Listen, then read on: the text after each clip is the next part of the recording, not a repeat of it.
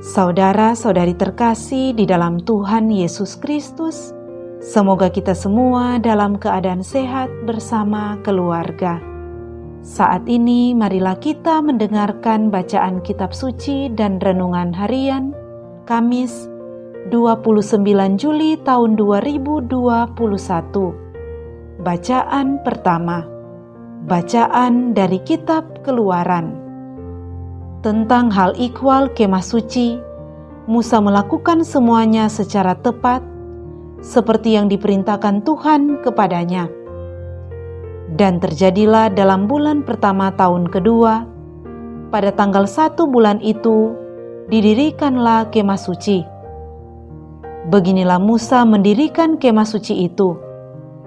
Ia memasang alas-alasnya, menyusun papan-papannya, memasang kayu-kayu lintang dan mendirikan tiang-tiangnya.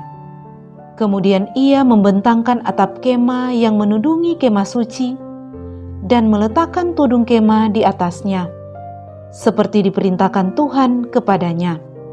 Lalu awan menutupi kemah pertemuan dan kemuliaan Tuhan memenuhi kemah suci, sehingga Musa tidak dapat memasuki kemah pertemuan, sebab awan itu hinggap di atas kemah dan kemuliaan Tuhan memenuhi kemah suci. Setiap kali awan itu naik dari atas kemah suci, berangkatlah orang Israel dari tempat mereka berkemah. Tetapi jika awan itu tidak naik, mereka pun tidak berangkat sampai hari awan itu naik. Sebab awan Tuhan itu berada di atas kemah suci pada siang hari, dan pada malam hari ada api di dalamnya, di depan mata seluruh umat Israel pada setiap tempat mereka berkemah. Demikianlah sabda Tuhan. Syukur kepada Allah. Bacaan Injil. Inilah Injil Yesus Kristus menurut Matius. Dimuliakanlah Tuhan. Sekali peristiwa, Yesus bersabda kepada orang banyak, "Hal kerajaan surga itu seumpama pukat yang dilabuhkan di laut, lalu mengumpulkan pelbagai jenis ikan. Setelah penuh, pukat itu ditarik orang ke pantai. Lalu mereka duduk, dan dipilihlah ikan-ikan itu, ikan yang baik dikumpulkan ke dalam pasu, yang buruk dibuang. Demikianlah juga pada akhir zaman. Malaikat-malaikat akan datang memisahkan orang jahat dari orang benar. Yang jahat lalu mereka campakkan ke dalam dapur api. Di sana akan ada ratapan dan kertak gigi. Mengertikah kalian akan segala hal ini?" Orang-orang menjawab, "Ya, kami mengerti."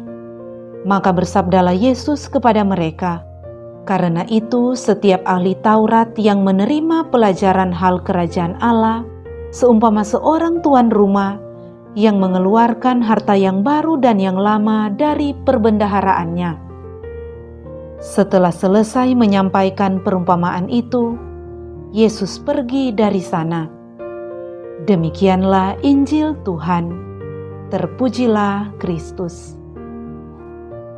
Saudara-saudari terkasih di dalam Tuhan Yesus Kristus, renungan kita di saat ini diberi judul Pukat sebagai panggilan keselamatan.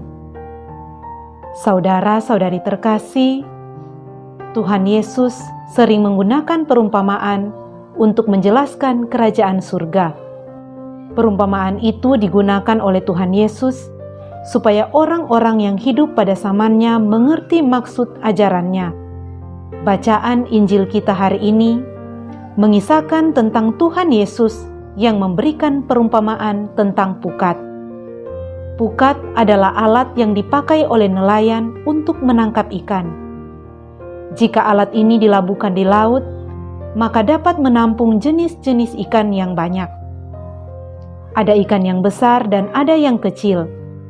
Ada pula ikan yang baik dan ada yang tidak baik. Akan datang waktunya ketika pukat itu akan menjadi penuh dan diseret ke pantai. Jika pukat itu sudah penuh dan diseret ke pantai, akan ada pemisahan antara yang baik dan yang tidak baik yang terjaring di dalamnya. Saudara-saudari terkasih, dalam perumpamaan tentang pukat ini, lautan dapat diartikan sebagai dunia. Ikan-ikan adalah manusia-manusia, dan mereka yang mengumpulkan ikan adalah para malaikat. Pada saat pukat sudah penuh dan diseret ke pantai, akan ada pemisahan antara yang baik dan yang tidak baik.